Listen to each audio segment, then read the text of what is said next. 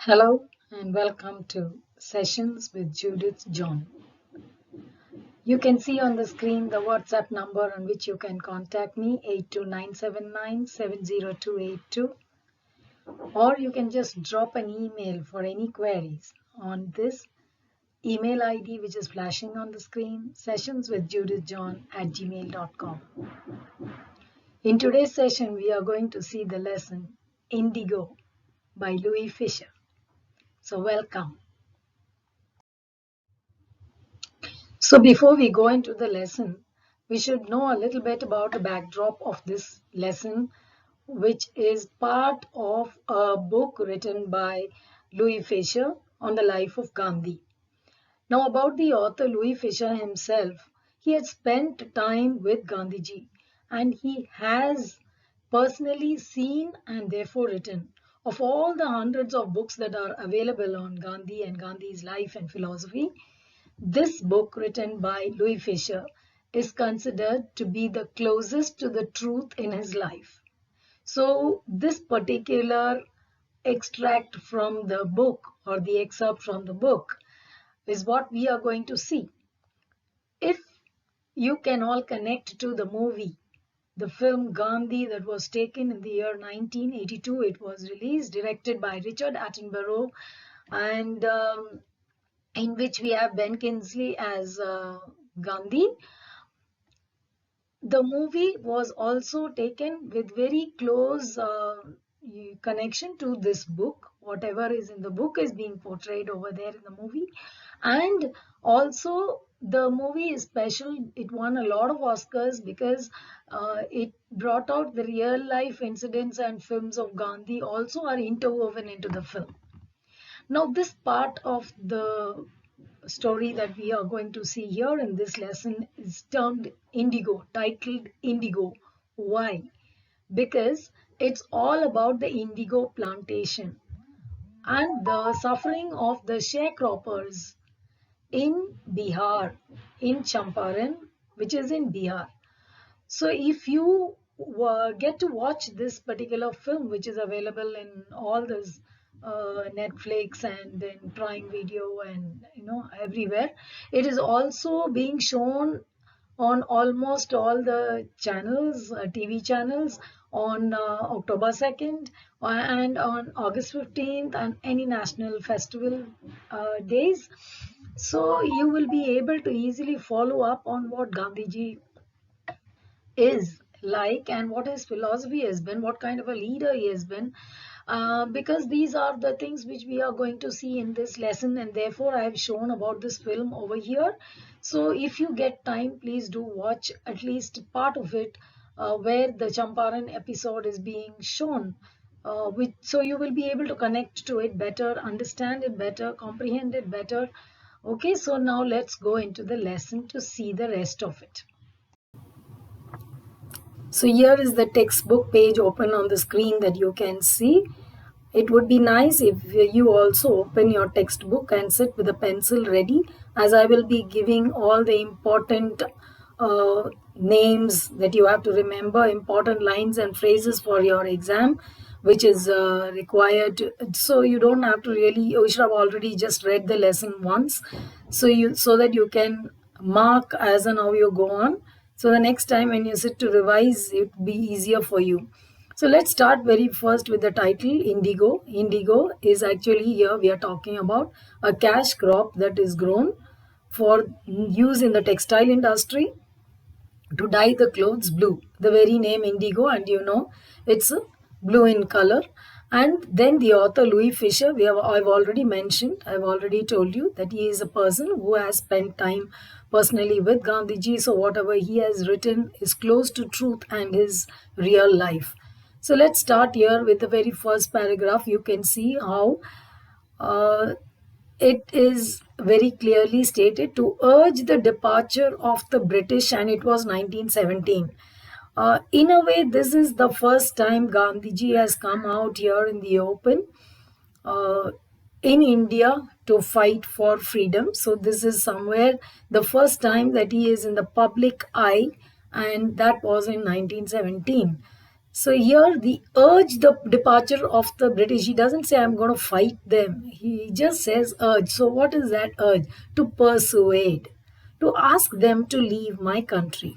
So that is the whole agenda and policy of Gandhiji. I think we all know about it. You would have studied in your social science. So the next important person after Gandhiji in this lesson, in this episode of the Champaran episode, is the one who is considered the real hero is Rajkumar Shukla.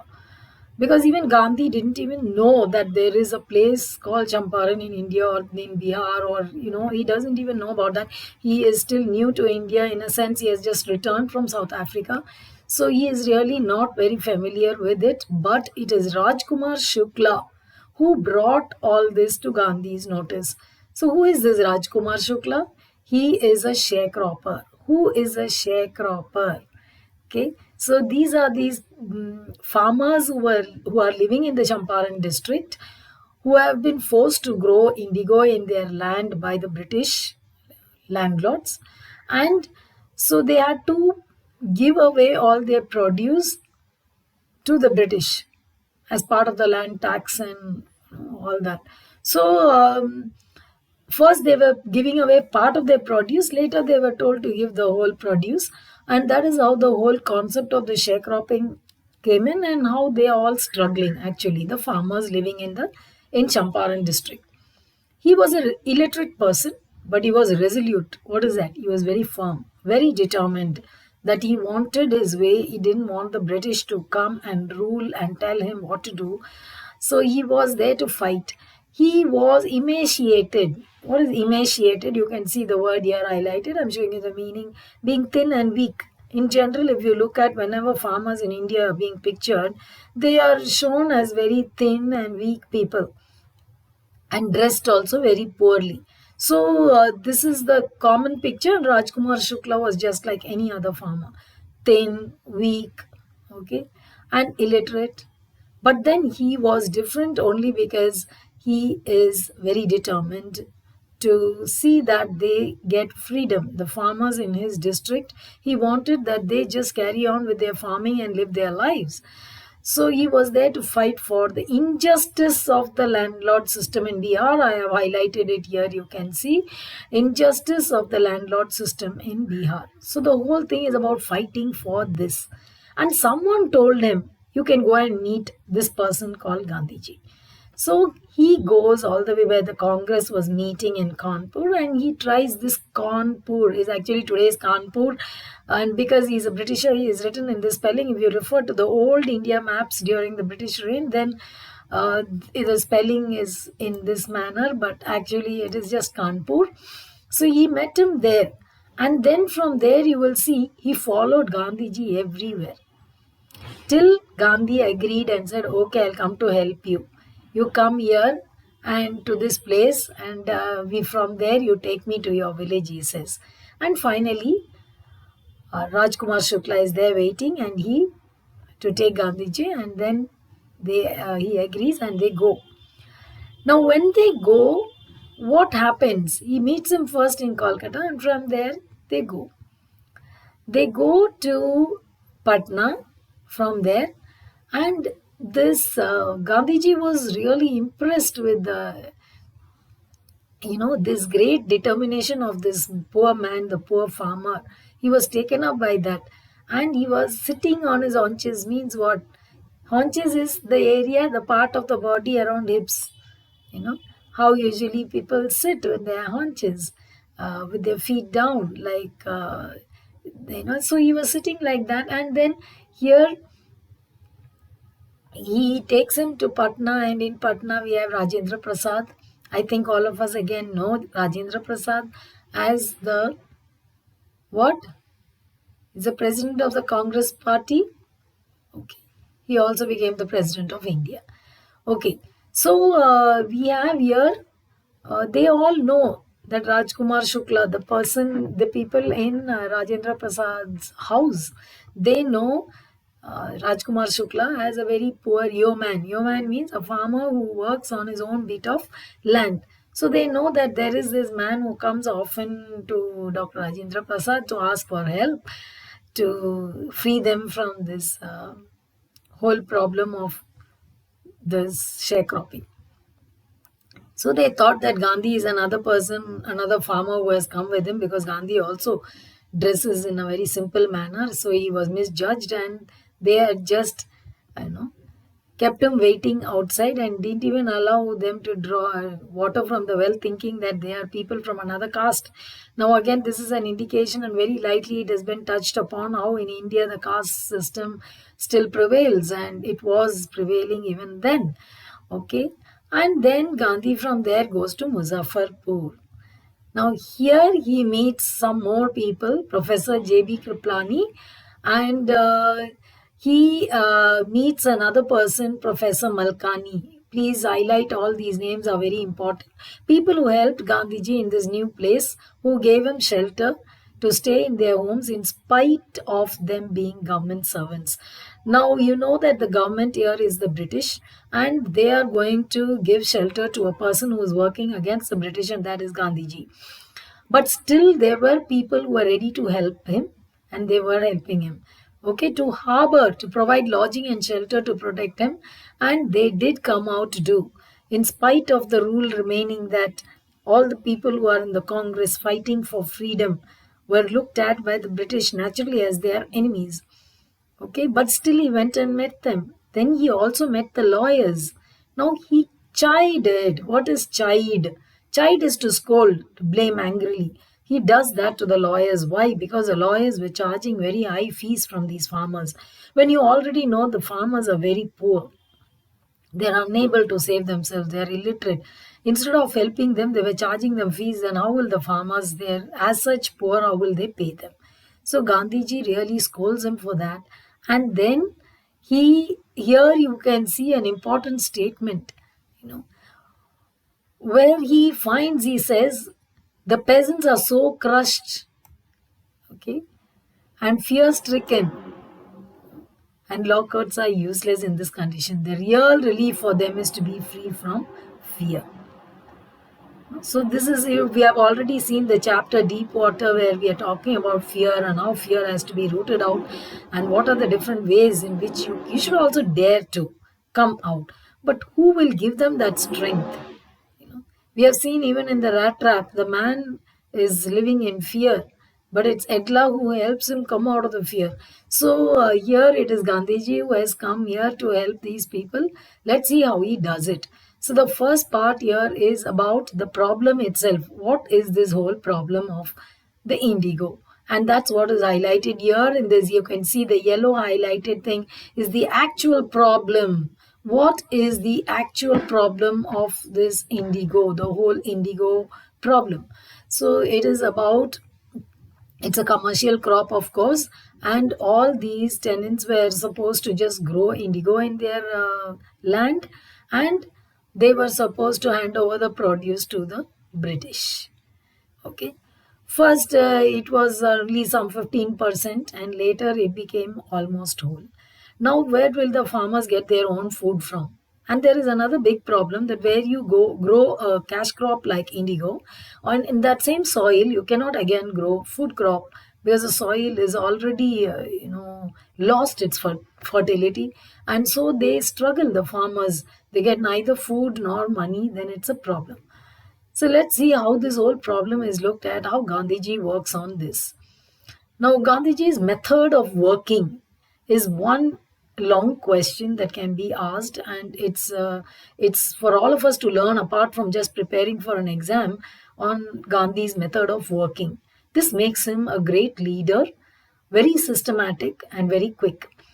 Now, you will see he is a very good decision maker also. There are very, very many attributes of Gandhiji that you can see as his qualities as a great leader.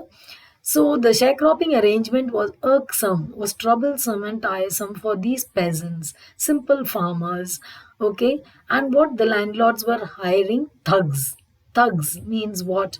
violent criminals, murderers, ruffians. In otherwise you can just tell them they're gundas. Okay, so they hired them to actually get their work done. So what does Gandhi do? At this point, Gandhi arrives here to save these people, to help them. How does he do it? His method of working. First of all, he goes and meets the secretary of the British Landlords Association in that place. And he was told, "You're an outsider, please leave. You don't have to interfere in this." So Gandhi said, "No, no, that is the first important point I marked here by the side here, number one." All right. Now you can see the next important point where he goes to the next step. British official commissioner of the Tirhut division. So he goes there, little more higher official, next step. And there also he is told, "You please leave this place and go. Okay, this is none of your business." So finally, then Gandhi takes the third step. He goes to Motihari, which is the capital of Champaran.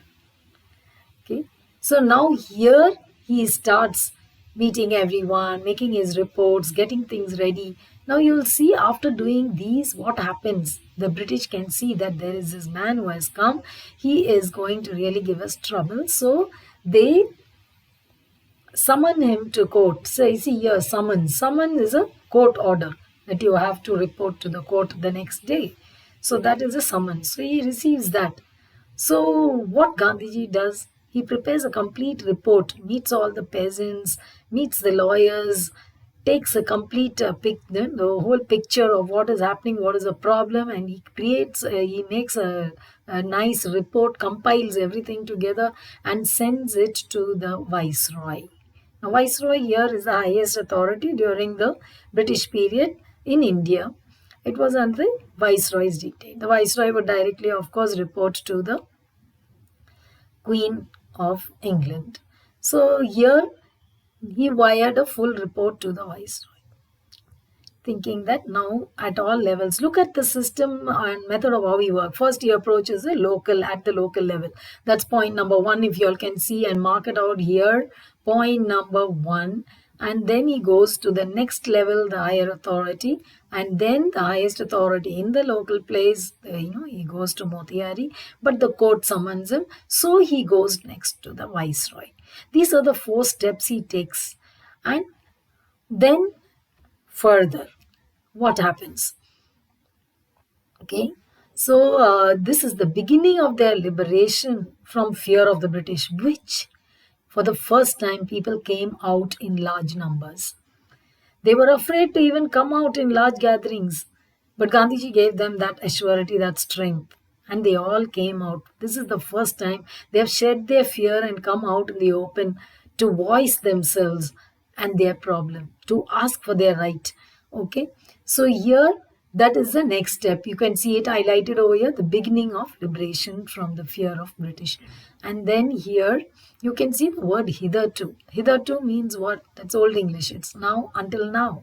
Okay, so he was giving them concrete proof that their might, okay, that their might, their strength, until now, which was they were living in fear and unquestioned, could be challenged by the Indians. So the British now had this doubt. Now, if these people have started coming out in the open and asking for their rights and fighting for it, then we have to be careful. So this left the government puzzled, baffled. They were also a little bit afraid. Now here there is an important phrase and a question. It could be 1 mark, 2 marks question on conflict of duties. I have put a star by the side, you can see in this paragraph. It's very important, you have to learn it, because what Gandhi talks as conflict of duties is the voice of conscience. Okay, and what choice he has to make about being humanitarian and for national service. So where he says being a good human being is more important, he listens to his conscience and goes ahead with that. So this is an important paragraph, learn and keep it. It could be 1 or 2 marks question, sure.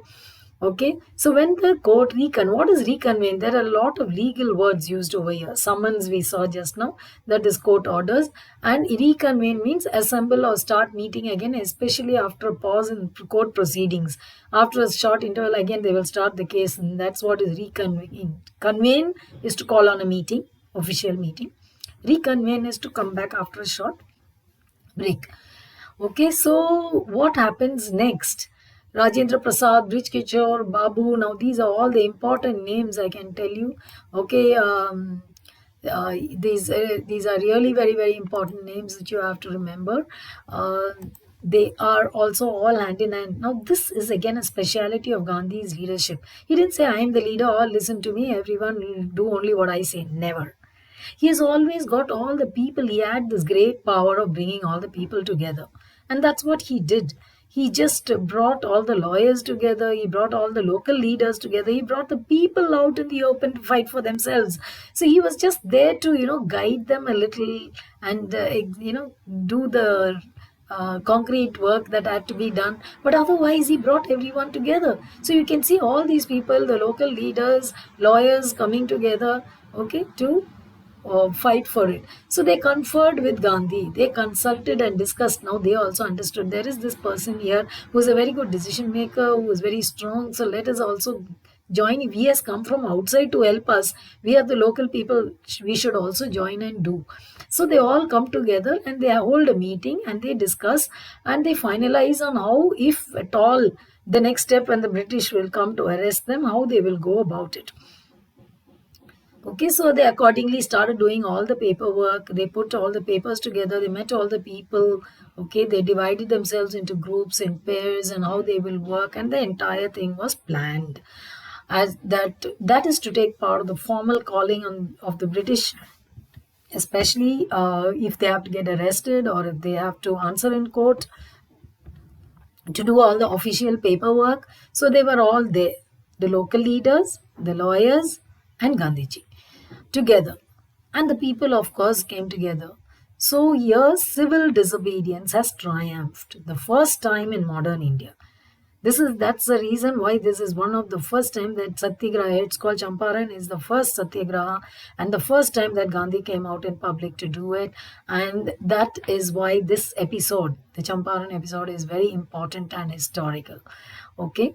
So then you will see all the documents are being collected and all the proof has to be created. So they are all busy. So that, look at the word used, throbbed, no, more rapidly than usual.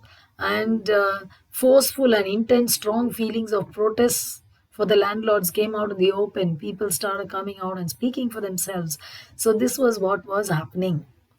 And Gandhiji really goes ahead with the plan, and the official inquiry was set up, and finally the whole concept of sharecropping was totally abolished. You will see the details of that over here. How the official inquiry proved that Gandhi was right and that the British, whatever they were doing, is wrong, and the court supports, and the landlords had to pay an amount, in fact, as a punishment. And there also Gandhi was such a good man. He says, I don't know, it's okay if they naturally will not be willing to pay the full amount. The British landlords refused and said, we can't pay. And they said they'll pay only 25%. Even to that, Gandhiji agrees. All right. And unanimously means what? All together in one voice. Gandhiji with his lawyer, with all the lawyers, local leaders, and the people, the farmers, everyone together, all were happy that this whole thing has come to an end. And the commission also agreed. And finally, you will see here that within a few years, the entire British planters abandoned their estates, which reverted to the peasants, and indigo sharecropping disappeared altogether. So you can see that here highlighted. So this is, whatever is highlighted is very important because it explains that part where, like here, it explains exactly what happened with the sharecropping and how. So who learned courage? The farmers, the local people living in Champaran. Now they know, okay, so we can go to court, we can fight, and we can win. Okay, so they have learned to come out in the open, speak for themselves and for their right. Okay. Now there were many people, Gandhiji, like, if it was somebody else, you and me, we would have just gone, okay, the work is over, now let me go back, and you would have gone back. But Gandhi didn't do that. He just saw that there is something else lacking in this place: education, hygienic living, the basic needs needed for a person to live a respectful life. So he calls on all other leaders, local leaders, and his friends from Pune and Bombay, everywhere. Mahadev Desai, Narahari Parikh, you'll see all these names mentioned, and several more who came from Bombay, Pune, and then his own son Devdas and his wife, of course, Kasturbai. They all come and they set up an ashram there in Champaran along with this. Now, when they opened primary schools in 6 villages around Champaran, just see, health conditions were miserable. So a small dispensary was set up. You will see the kind of medicines he has monitored. You'll see the details of it here: castor oil, quinine, sulfur ointment, and the instructions given to the people how they have to maintain sanitary, hygiene and things like that, the importance of cleanliness, and so that whole description is over here. This forms the next part of the lesson, that Gandhi, what all Gandhi does, he doesn't stop with just, okay, you came to ask me for this help, then now sharecropping is over, let me go now. He saw to the root cause of the problem. There's no education, so he set up schools. Then he saw hygiene is a problem. The people have to learn basic things. So then he saw to it that they were taught that. So the Champaran episode is a turning point in Gandhi's life. He came out in public eye here in India the first time. And it was the first Satyagraha movement. Okay, the civil disobedience movement. Peacefully, no violence of any kind. So that is why this is so special. And also, it's three in one. He has now taken away the fear from the farmers. Farmers have now learned to come out in the open and speak for themselves. Okay. Champaran did not begin as an act of defiance. What is defiance? As an open disobedience. No. It grew out of an attempt to alleviate the distress of the poor peasants. What is alleviate? To make less or easier to bear whatever problems they were facing. His politics was intertwined with the practical day-to-day problems of the millions. That was what was his whole principle. And he carried it out so beautifully along with all the other people living there. It was a loyalty to living human beings. So only they were important to Gandhiji, and that's what he did very successfully, well, and that's why this is a historic episode. Okay. So here also again the word vehemently is mentioned. It's in a forceful, passionate, or intense manner with great feeling. Opposed. Why? Because his friend, see, Charles Freer Andrews, and all the others say, why not take his help? He is a Britisher and he is your friend, so he'll help. Gandhi says, we as Indians we will voice. Why would we put him in trouble? He's a Britisher. Allow him to be. He may be my friend, but I will not use that friendship in the wrong manner for just because I want to, achieve something. We don't need anybody's help. We can speak for ourselves. So it was so nice of Gandhi. If you look at all these qualities, instead he brought all the Indian lawyers together, all the Indian leaders, local leaders together, the leaders from in Bihar. Okay, so at the end, this line sums it up all. It's a 3-in-1 success: self-reliance, Indian independence, and help to sharecroppers were all bound together in this Champaran Satyagraha. That's what is the whole lesson about.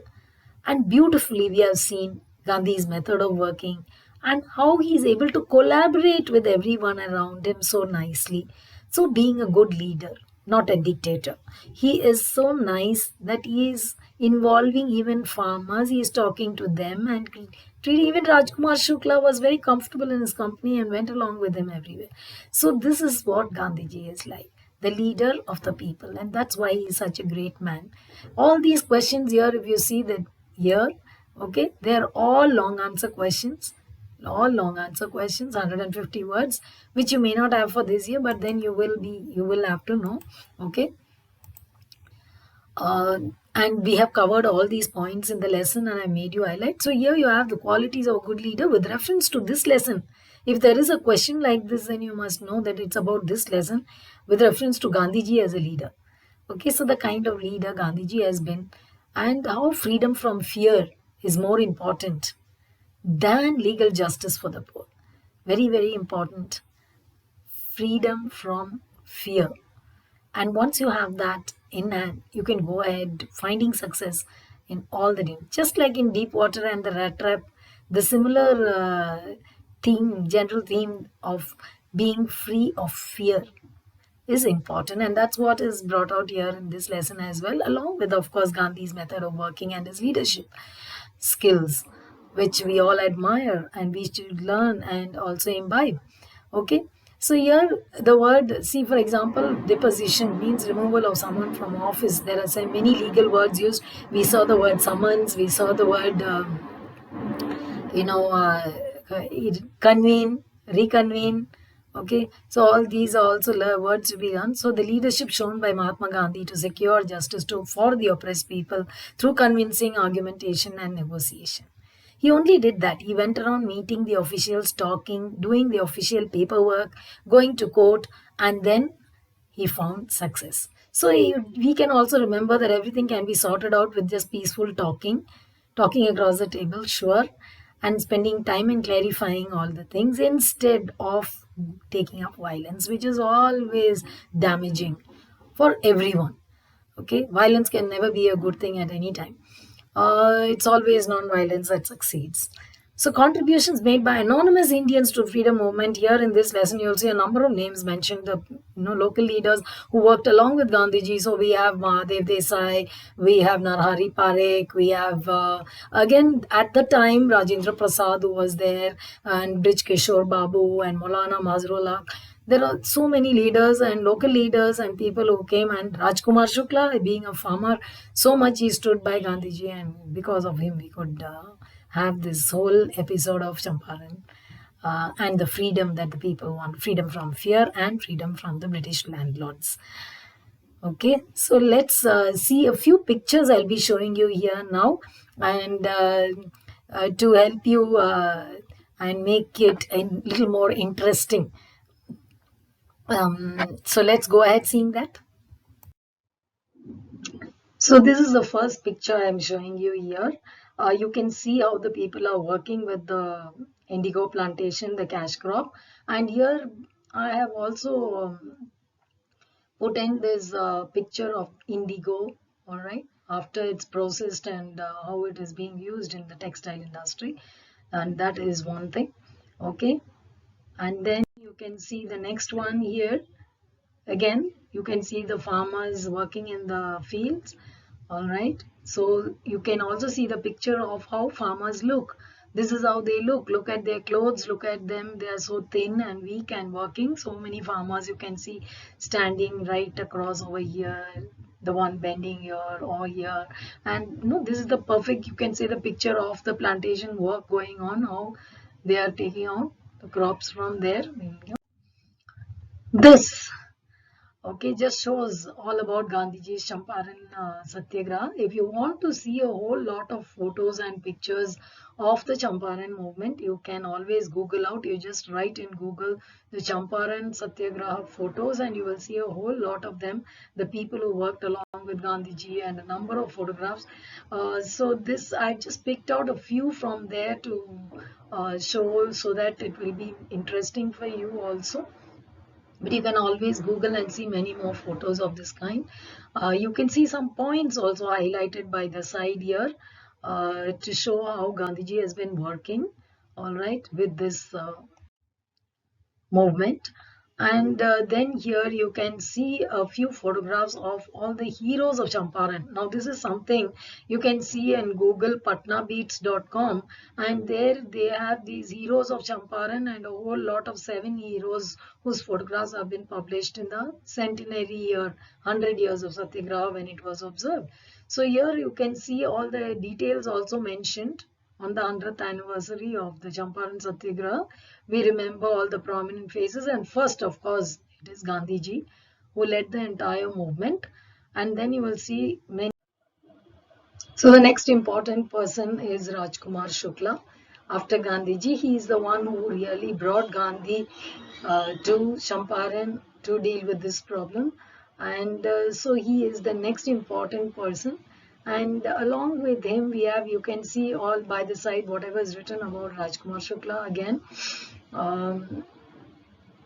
And then we have many more. Here we have some more of them. You can see here Brij Prasad, Mazrul and Dr. Rajendra Prasad and Anugrah Narayan Sinha, and all these leaders who are worked along with Gandhiji. And here is the picture of Motihari Station, where Gandhiji was received by thousands of people. It's till date considered a historic railway station in Bihar and named as Bapudam Motihari Station. And then, of course, this is the view of Gandhi's ashram, which was set up in 1917 at the time of the Champaran movement in this place called Bhitivarma, and is still date visited by people as a historical place and an important place. Okay, so you can see more of these pictures and photographs if you're interested to know more about the Champaran movement. And you can just Google and write that, and you will find a whole lot of them. So I hope you enjoyed the lesson. Keep watching Sessions with Judith John for more tips and inputs to excel and stand out. You can see the phone number on which you can contact me. You can text your doubts and queries in the comment box or mail me at sessionswithjudithjohn@gmail.com for an online tutorial or related discussion of any kind. Okay, you can also contact for doubt clearing sessions as per your requirement. So all the best. God bless. Welcome.